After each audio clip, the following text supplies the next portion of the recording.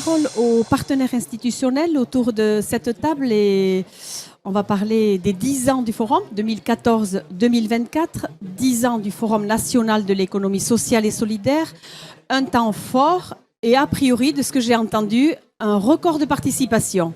Alors, qu'est-ce que ça veut dire pour vous, d'abord, Stéphane Montuzet, en tant qu'organisateur ? Écoutez, d'abord, c'est une satisfaction. D'abord, on est ravis de pouvoir fêter les 10 ans ici, ravis de tenir nos engagements aussi auprès de la collectivité, qui auprès des acteurs et de l'ancienne Chambre régionale de l'économie sociale et solidaire, il y a 10 ans, ont pris le pari, ont eu le courage et l'initiative, dans tous les cas, d'organiser le premier forum. Donc 10 ans après, pour nous, c'est une satisfaction que de pouvoir venir ici, de pouvoir effectivement constater que plus de 2000 participants et participantes sont inscrits à ce forum-là et qui font un record. Mais ce n'est pas tant l'idée de faire un record, c'est surtout de constater qu'il y a une affluence, qu'il y a certainement pour le coup un besoin auquel on répond, une appétence, et c'est surtout ça qui nous motive et qui font que nous sommes entièrement satisfaits pour aujourd'hui, dans tous les cas, de cette manifestation, mais il n'y a pas de raison que jusqu'à la fin, elle ne tienne pas ses promesses. Oui, moi, peut-être que si j'ai envie de souligner quelque chose, c'est très intergénérationnel et beaucoup de sourires dans les visages. J'ai vu ça, voilà. Alors d'abord, moi je crois que l'ESS est aussi une économie de la convivialité. Dans tous les cas, je pense que c'est quelque chose que nous revendiquons.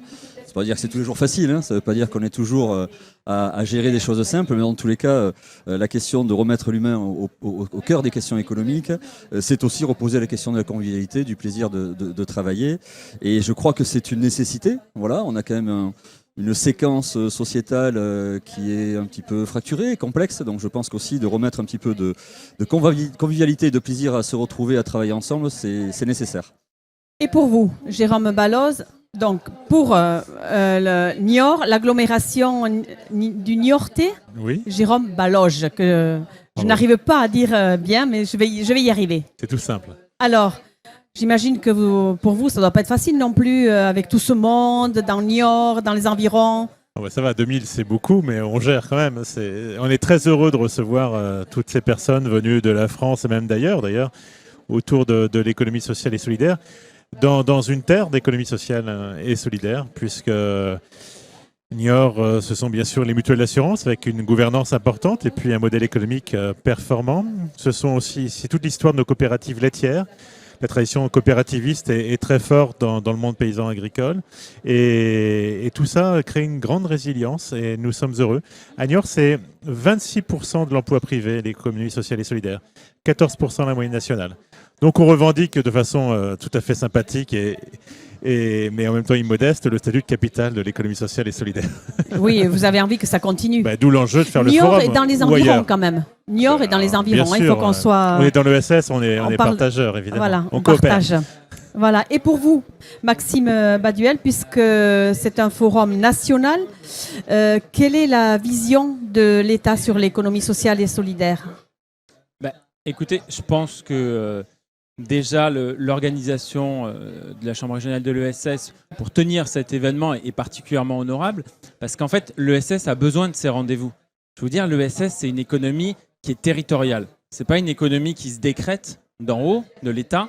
C'est une économie qui s'accompagne pour lever tous les freins, pour lui donner tous les potentiels, pour irriguer l'économie classique, comme pour apporter les solutions du quotidien pour les citoyens et par les citoyens.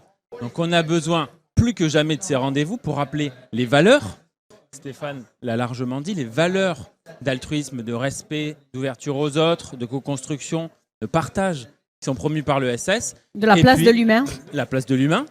Et aussi de montrer des solutions et pourquoi pas de les dupliquer sur d'autres territoires.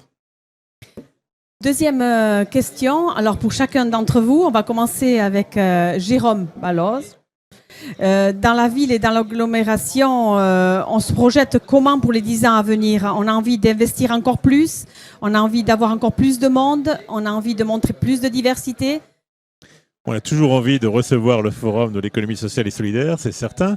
On a bien sûr beaucoup de projets parce que le territoire est bouillonnant d'activités. On a visité tout à l'heure avec le président du conseil régional et puis toutes les équipes les ateliers du rond-point, donc qui promet d'être une forme de de lieu, hein, à la fois pour incuber les projets, mais aussi une forme d'usine, de fabrique plus exactement, de transformation, de récupération. L'avenir de l'ESS, pour nous, il est très clair sur tous ces sujets d'insertion sociale, professionnelle, et très lié aussi à toute la filière environnementale, notamment la question des déchets, mais aussi de la ressourcerie, de la matériothèque, pour faire en sorte aussi, d'être dans voilà. la durabilité de nos productions et de nos consommations. Donc l'ESS pour nous, c'est l'exploration justement de demain. Alors parfois avec l'image de doux rêveurs, mais c'est un peu notre RD à nous.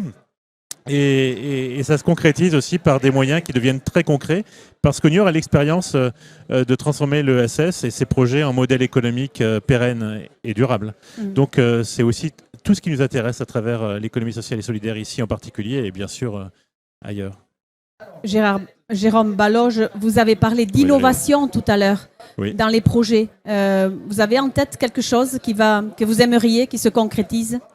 Peut-être pas dans l'année, dans les 2 ans, mais peut-être... D'innovation concrète ou... D'innovation concrète. Ouais, moi, il y a deux innovations qui sont importantes. Il y a ce qu'on a vu tout à l'heure à Révéleur, où une entreprise privée travaille avec l'ESS, mais en réalité, toutes les deux ont une finalité sociale, donc elles convergent vers cette notion d'économie sociale et solidaire.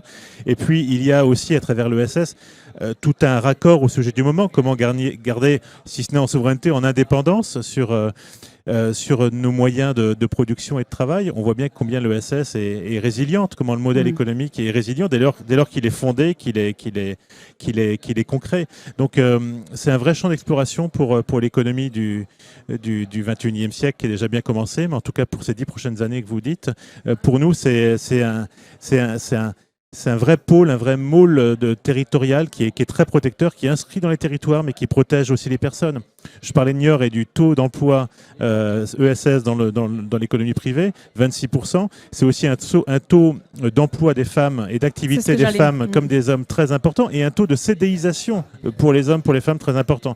On voit l'impact humain dans le travail, dans la gouvernance avec les sociétaires. Vous avez une mutuelle d'assurance ici. Voilà, il brasse beaucoup d'argent, mais en même temps, c'est une entreprise démocratique dans sa gouvernance. Et puis, c'est bien sûr la pérennité, donc le réinvestissement des profits et sa non-délocalisation. Donc, c'est gagnant-gagnant pour un territoire comme le nôtre et puis pour un pays comme le nôtre, évidemment. Alors, le micro à Maxime Baduel. C'est vrai qu'on est dans un flou un peu au niveau ministériel là, en ce moment. On attend peut-être des annonces. Est-ce qu'il y aura des annonces en lien avec l'ESS ? Par rapport à une projection future, on en a besoin. Je ne suis ni dans la tête du Premier ministre, ni dans celle du Président de la République, donc je ne peux pas commenter de la vision ce qui de n'a pas été fait. Ce que je peux vous dire, néanmoins, pour l'économie sociale et solidaire, c'est qu'il y a une bonne chose de faite. Il y a une délégation qui a été créée directement au ministère de l'Économie, des Finances, de la Souveraineté numérique et industrielle, qui restera auprès de ce ministre de l'Économie ou auprès d'un ministre délégué ayant les attributions de l'ESS dans son portefeuille. Cette délégation restera en partenariat et avec l'appui de la Direction générale du Trésor, du pôle économie sociale et solidaire et investissement à impact. On aura plus d'une quinzaine d'agents en tout sur ces sujets qui s'inscriront dans la durée, que ce soit pour faire le bilan des 10 ans de cette loi et pour se projeter dans les années à venir, pour toujours soutenir ces modes d'entreprendre, appuyer et consolider la dimension territoriale et trouver des nouveaux instruments de financement au service des acteurs et des écosystèmes. J'imagine, Stéphane Montuzé, que ces paroles vous donnent de l'élan pour continuer. Vous attendiez encore plus de l'État?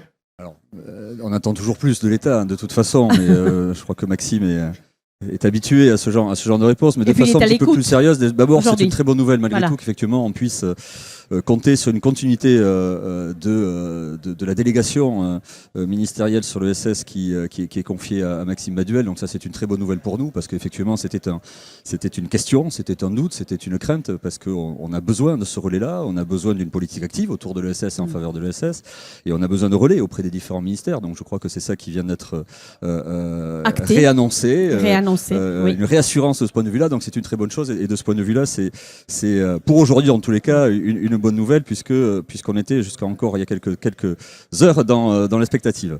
Ça c'est une chose. Après c'est autant une question de moyens que de faire avec et de travailler ensemble. Parce que globalement, la meilleure façon de développer l'ESS, c'est de faire au travers de l'ESS, qu'ensemble nous nous saisissions. Alors quand je dis ensemble, dans des logiques de coopération, comme ça a été dit, la puissance publique, soit les collectivités ou l'État, qui viennent se saisir des moyens d'action de l'économie sociale et solidaire pour répondre aux défis de demain. Donc c'est pas tant une question de moyens qui sont nécessaires sur des politiques de soutien, sur des politiques publiques qui viennent en faveur d'eux, mais c'est aussi l'idée de pouvoir, ensemble, avec la puissance publique, coopérer et répondre aux enjeux de demain. Sur les questions de santé, sur les questions alimentaires, sur les questions de transition énergétique, bien sûr que je suis très parti pris là-dedans, mais à partir du moment où on parle de la question de la meilleure utilisation des ressources, de leur distribution des richesses, des nécessités de coopération, des déficits démocratiques, finalement l'ESS est l'économie la plus moderne et la plus en phase avec ces questions-là. Donc pour le coup, pour les 10 ans à venir finalement, puisque c'était un petit peu la question qui était derrière, moi j'invite la puissance publique, dans toutes ses formes, à venir se saisir de l'économie sociale comme moyen de développement. Et de façon à ce que nous faisions ensemble, et ce sera le meilleur moyen finalement de faire en sorte que l'ESS se développe. Voilà. Sortir aussi, à côté, développer, à côté des politiques de soutien, cette logique de développement, de coopération et une forme de rénovation d'un partenariat public, économie sociale et solidaire. Jérôme Balloz, tout à l'heure, précisait la place des femmes en tant que salariés dans l'économie sociale et solidaire. Peut-être que si on se projette, on aimerait aussi avoir plus de femmes parmi les partenaires institutionnels de l'économie sociale et solidaire qui prennent le micro, qui s'expriment. Stéphane, peut-être c'est un vœu? Alors, c'est un vœu, c'est encore une très très grosse, un gros domaine de progrès dans tous les cas qu'il faut que l'on fasse. Enfin, dans tous les cas, je crois que nous on y œuvre. Alors effectivement, là, ça se voit pas. Dans tous les cas, ça se verra. Dans tous les cas, sur le forum, on a été assez attachés, en dehors de moments singuliers comme celui-ci, à ce que le maximum de tables rondes soit paritaire. C'est pas la première édition d'ailleurs qu'on s'attache à ça. Je crois que la question de la parité est un combat dans l'économie sociale et solidaire depuis longtemps. Et pour autant, c'est pas l'économie qui a le plus de taux de masculinité finalement, parce que c'est une économie, dans tous les cas, dans une grande partie dans laquelle il y a beaucoup de femmes. Mais ceci dit, c'est un combat sociétal, c'est pas qu'un combat que de l'économie sociale et solidaire, et on s'y engage au titre de ce combat pour la société, au-delà même de nos frontières. Voilà. Merci messieurs d'avoir participé à cette table ronde.